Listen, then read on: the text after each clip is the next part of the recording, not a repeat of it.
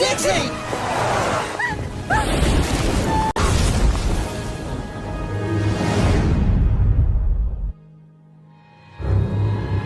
Sometimes you put something out into the world without really knowing how far it'll go. At first it's hard to believe, but you'll get used to it. Daddy, I'm a Zombie was a film made with a ton of love and dedication by a small production company in Spain. We were a tight-knit team with a pretty modest budget, but with huge passion. Every scene, every design, every line of dialogue, everything was made with heart. At first, the idea was actually intended as a TV series, 26 episodes, each 26 minutes long.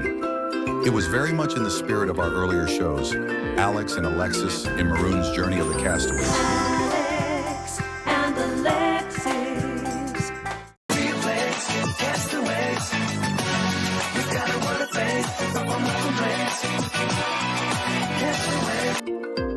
The plan was to use traditional hand-drawn animation, just like we had always done.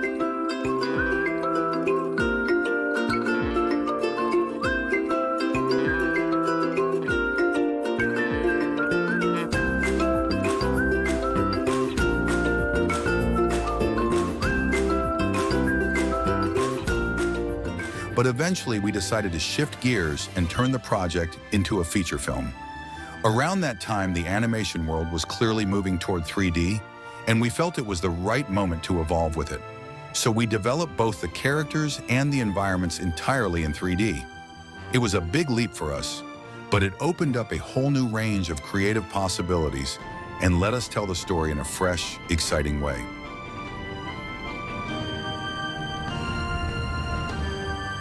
We knew we couldn't compete with the big studios in terms of resources. Our distribution was going to be pretty limited.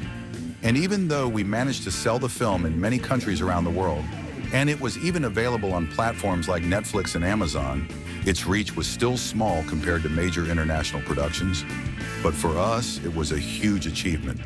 What I didn't expect, though, was what would happen years later.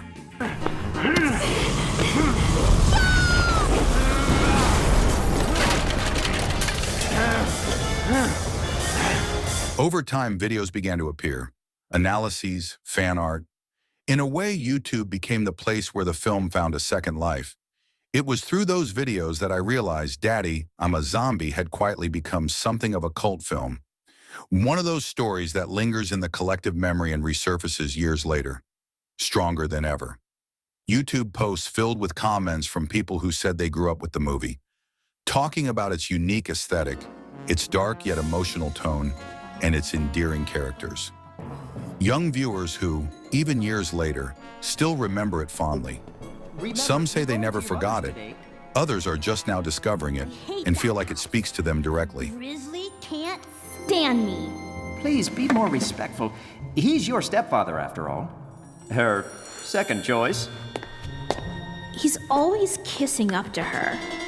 It's gross. He's just trying to be nice. And then there's his horrific little daughter. Well, then stop painting all her dolls black. Goth Barbies are so much more interesting. Talk to your mother. Let her know how you feel. She's too busy talking to her plants. Reading through all those comments brought the whole creative process rushing back. It reminded me of the books I looked into, the ideas that inspired me, all the things I wanted to say, even if not everyone saw them at the time. When I first came up with the idea for Daddy, I'm a Zombie, it almost felt like a joke. What if a misunderstood goth teenager dies in a ridiculous accident and wakes up as a zombie in the afterlife? It sounded fun, a little edgy, perfect for playing around with gothic style and dark humor. But deep down, I always felt there was something more, something meaningful, hiding beneath that weird little premise. I didn't just want to tell a spooky supernatural adventure. I wanted to talk about something deeper, the inner transformation that happens during those raw, powerful moments when a teenager stops being a kid and starts becoming someone new. Even if they have no idea who that is yet, her journey isn't just into the world of the dead, It's about piecing herself back together, facing a pain that's deep and real, but also necessary for her to grow and be reborn. What's wrong, Julia? And don't call me anymore. And you can keep this. Listen, take my advice. The first thing that's got to go is that dog chain around your waist. Ew.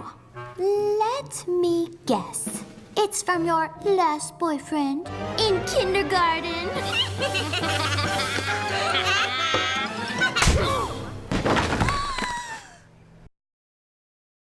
While trying to make sense of all this and give it structure, I came across The Writer's Journey by Christopher Vogler. The key to understanding Dixie's journey lies in something that's shaped some of the most powerful stories ever told: the hero's journey. It's a narrative structure first introduced by Joseph Campbell and later adapted by Christopher Vogler.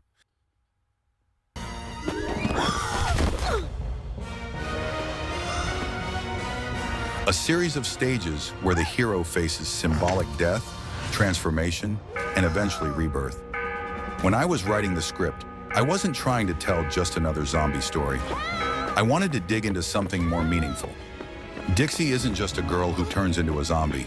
She's a hero going through the classic stages of the hero's journey. From the moment she rejects the call to adventure to the final showdown with her own shadow. All the pieces were there. No, the A's off.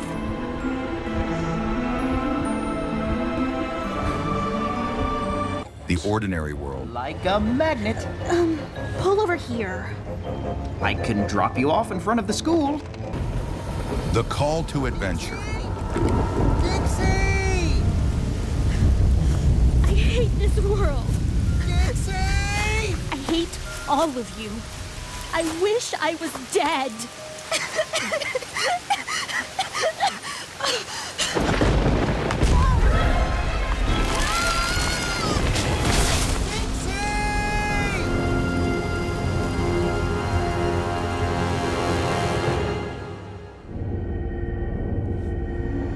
The symbolic death. What happened? Where am I?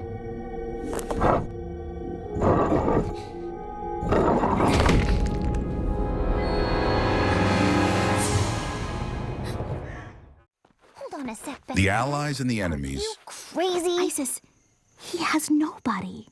Dixie, ahoy! He's a pirate. Those who walk beside the hero. Look at him. He's harmless. What? He tried to set us on fire. And those who can't be trusted. Oh, no. The full moon is affecting your brain. You're not thinking straight. He's a boy. And what's so bad about that? You can't trust them. They have no common sense, they're heartless, and ugh, they smell awful. Sacrificing yourself. And that's when I realized Dixie Grim didn't just need to die physically for the story to work. She needed to die symbolically. She had to face her shadow in order to find her light. Me captain knows what she's doing. I won't let you destroy the planet! Everything I love is there. And then came the second big revelation. Alchemy. I discovered that beyond the literal search for gold, the alchemists were really talking about the soul, about how to purify it, rebuild it, make it whole again. I began studying the stages, the negredo, darkness, decay, the albedo, that first cleansing, like a faint emerging light, and the rubedo, rebirth, the soul made whole. And I thought, this is exactly what happens to Dixie. Comparing Christopher Vogler's hero's journey with the alchemical journey reveals striking parallels between narrative structure and symbolic inner transformation. Both describe a similar process, a shift from ignorance or inner fragmentation to greater wisdom and wholeness. Vogler explains it through story. Alchemy expresses it through rich, esoteric symbolism.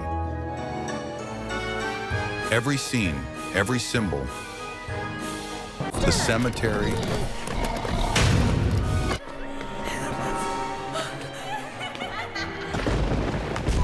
the fallen tree,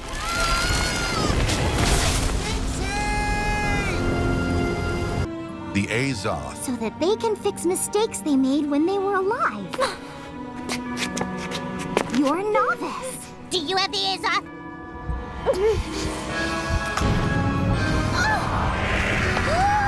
Every symbol was placed there with an alchemical intention. I wanted the film to resonate both with the child who loves adventure and with the adult who's lived through some form of inner death. So when Dixie comes back to life, what might seem like just a simple, happy ending really isn't. She's not the same. It's not a literal resurrection. It's a return with the elixir, with wisdom, with identity, with power. She's made peace with her father. She's embraced what makes her different. And she's integrated her own darkness.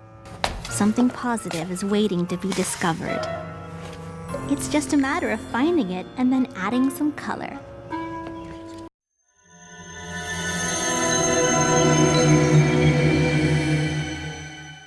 Who are you? Scallywags. Of all the characters, GONNER has emerged as a true emotional icon for many fans. From fan art to YouTube comments that start with, "I grew up in love with this character," it's clear GONNER left a mark. But why? What is it about this boy from the underworld that captured so many hearts? I grew up alone on the streets of London since me parents abandoned me. I had to fend for me oneself till I got picked up by some pirates. How can she be so gullible? GONNER isn't just the charming, free-spirited zombie. With his rebellious pirate vibe, mischievous humor, and hidden sensitivity, he embodies the kind of character people are drawn to. The one who mixes adventure with vulnerability, laughter with pain. In the hero's journey, GONNER plays multiple roles. He's the loyal ally who guides Dixie through her quest, but he's also the trickster. Oh, why didn't you cut me throat when you trapped me?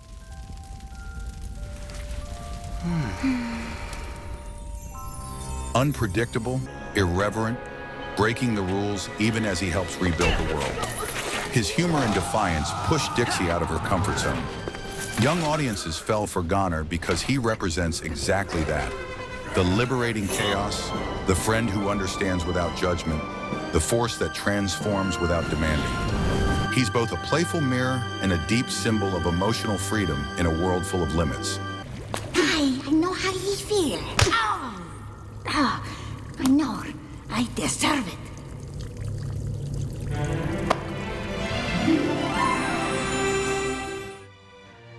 Daddy, I'm a Zombie was never just a story about the afterlife.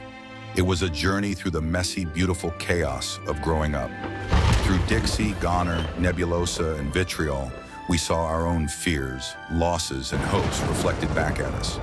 Years later, the film lives on because of you. The ones who found pieces of yourselves in this story, who carried it in your hearts and gave it a second life. You are the true magic behind this journey. Brave enough to walk through the dark and bright enough to light the way for others.